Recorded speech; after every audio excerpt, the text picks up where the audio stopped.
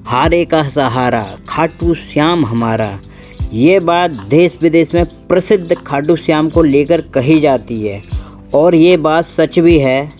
दरअसल खाटू श्याम को हारे का सहारा इसलिए भी कहा जाता है क्योंकि जो भी खाटू श्याम के दर्शन के लिए जाता है, खाटू श्याम उसके दुख दर्द दूर कर देते हैं।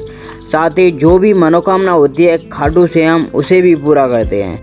जहाँ लोग खाटू श्याम के दर्शन के लिए दूर दूर से आते हैं, तो वहीं कई लोग ऐसे भी हैं जो खाटू श्याम के कुंड के बारे में नहीं जानते। वहीं इस वीडियो के ज़रिए हम आपको ये जानकारी देंगे कि खाटू श्याम कुंड को लेकर क्या मान्यता है और इसके रहस्य के बारे में जानेंगे। दरअसल इस मंदिर में एक ऐसा कुंड है जो हमेशा ही पानी से भरा रहता है और इस कुंड में नहाने के लिए साल भर लोगों का तांता लगा रहता है। जी हाँ, हम बात कर रहे हैं बरबरीक कुंड यानी श्याम कुंड के बारे में, जो भारत के राजस्थान के जयपुर में स्थित एक मशहूर मंदिर खाटू श्याम बाबा के मंदिर का हिस्सा है। खाटू वाले बाबा के मंदिर में स्थित ये कुंड अपने अंदर बहुत से रहस्यों को दबाए हुए है। बाबा श्याम के इस विख्यात मंदिर की कई मान्यता और कहानियाँ हैं। बाबा के मंदिर में मौजूद ये कुंड अपनी उत्पत्ति को लेकर भी कई रहस्य छुपाए हुए हैं।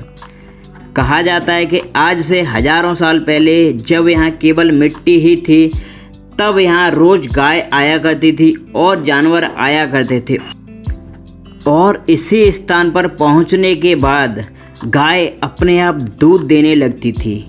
रोज हो रहे इस घटनाक्रम को देखने के बाद आसपास के इलाके में रहने वाले लोगों ने यहाँ पर खुदाई का काम शुरू कर दिया और जब उन्होंने गड्ढा खोदना शुरू किया तो उनका सामना एक अजब रहस्य से हुआ।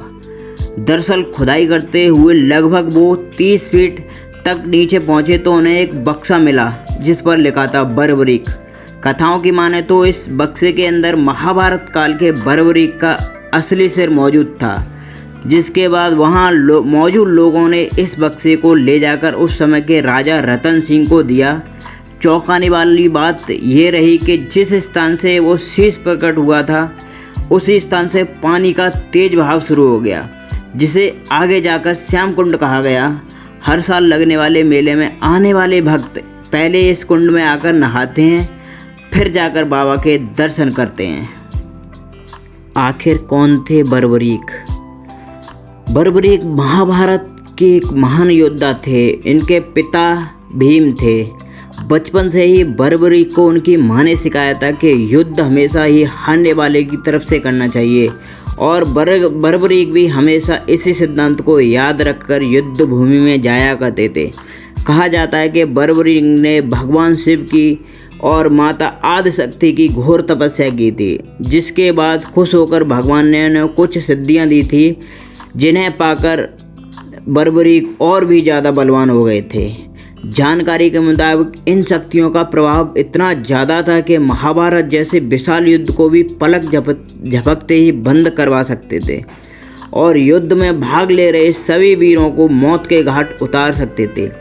लेकिन उनके अपनी माता को दिए हुए वचन के कारण भगवान श्री कृष्ण की चिंता काफ़ी ज़्यादा बढ़ी हुई थी, जिसके चलते बरबरीक के युद्ध में शामिल होने से पहले ही भगवान ने साधु का रूप धारण करके उनसे उनका सिर मांग लिया, जिसके बाद उनकी सारी शक्तियों को उन्होंने माँ रणचंडी को बलि चढ़ा दिया।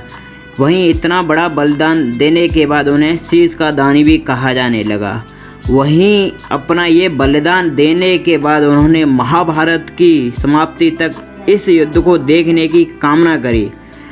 बलिदान से खुश होकर श्री कृष्ण ने वरदान देकर उनके सिर को एक पहाड़ पर रख दिया, जिसके बाद बरबरीक ने युद्ध पूरा देखा। आखिर क्या है श्याम कुंड की मान्यताएं?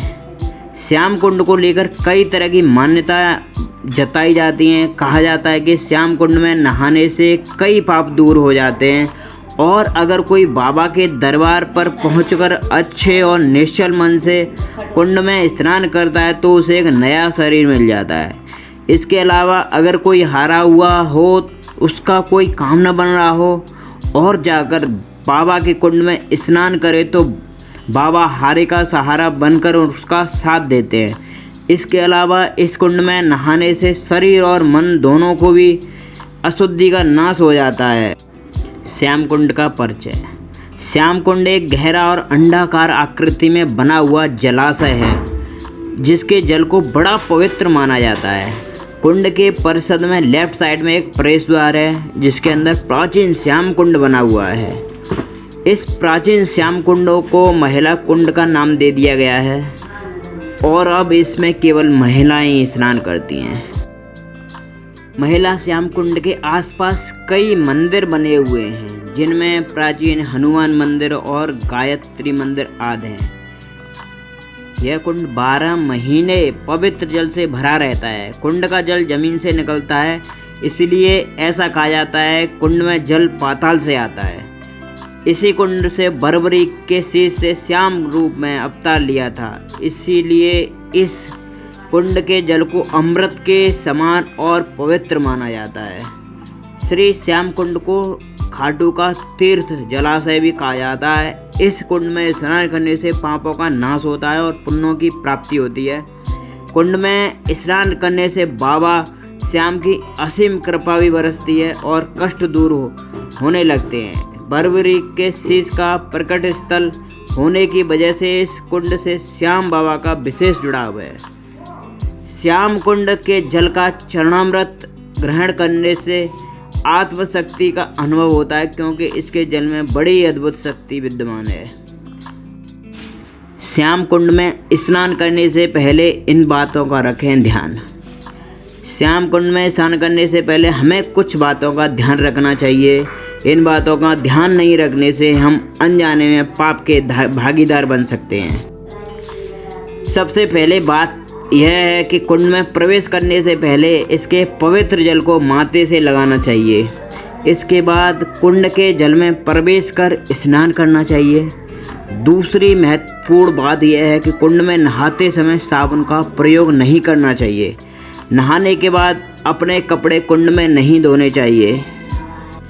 और तीसरी महत्वपूर्ण बात, जल को अपवित्र ना करें, अपनी मर्यादा में रह के जल में स्नान करें। श्याम कुंड कैसे जाएं? श्याम कुंड सीकर जिले खाटू कस्बे में स्थित है। यह कुंड श्री श्याम मंदिर के पास ही स्थित है। जब भी श्री खाटू श्याम मंदिर जाएं तो श्याम कुंड में ज़रूर जाएं, वहाँ स्नान करें और वहाँ से कुंड का पानी अपने घर ज़रूर लाएं क्योंकि ये जल बहुत ही पवित्र माना जाता है। तो दोस्तों, ये थे खाटू श्याम के मंदिर के बारे में एक अनसुनी बातें। तो दोस्तों, इसी के साथ मैं वीडियो को समाप्त करता हूँ। तो दोस्तों, मिलते हैं नेक्स्ट वीडियो में। तब तक के लिए जय श्री श्याम, जय हरे के सहारे की।